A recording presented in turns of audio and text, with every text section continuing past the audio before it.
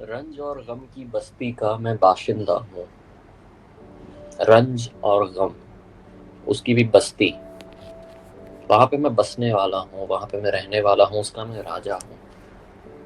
ये तो बस मैं हूँ जो इस हाल में जिंदा हूँ। ख्वाब क्यों देखूं मैं कल जिस पे शर्मिंदा हूँ।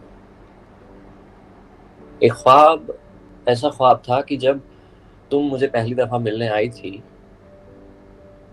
और हमारी अलग तरह से मुलाकात हुई थी, बात हुई थी। हम मेरे कमरे में थे, हम गैलरी में खड़े थे। शाम का आलम था, तुम्हारा जाने का वक्त हो चला था, पर फिर भी तुम मेरे पास थी, तुम मेरे साथ थी, हाथों में हाथ था, सब कुछ था। तुम अपनी कॉफी पी रही थी, मैं अपनी चाय पी रहा था।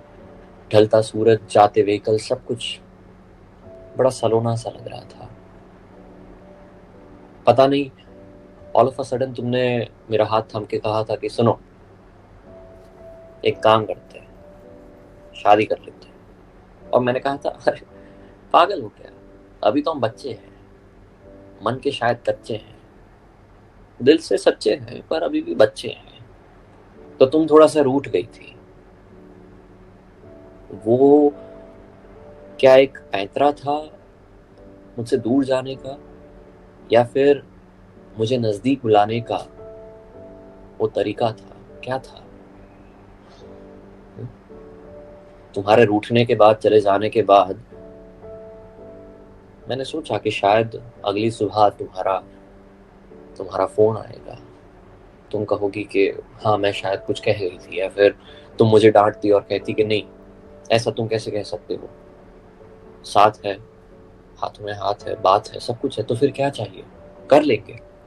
पर उस वक्त भी मैं कुछ कह नहीं पाता, क्योंकि मुझे पता था कि ये जिंदगी इतनी छोटी उम्र में इतने बड़े बड़े सपने दिखा तो देती है, पर तोड़ के सिखा भी बहुत कुछ देती है। तो इसलिए मैंने तुम्हें हाँ नहीं बोला।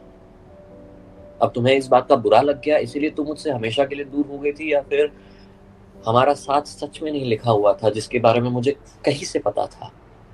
क्या था पता नहीं, पर कुछ महीनों बाद ही, जब तुमने कहा कि no, it's not working out, it's not happening, तब मुझे यही शाम याद आई थी। और तभी मैंने अपने मन से कहा था कि प्यार मुझसे जो किया तुमने, तो क्या पाओगी, मेरे हालात की आंधी में बिखर जाओगी। हम्म, मैंने कहा था। शो का नाम है सुकून का सफर। मेरा नाम है आरजे वशिष्ठ।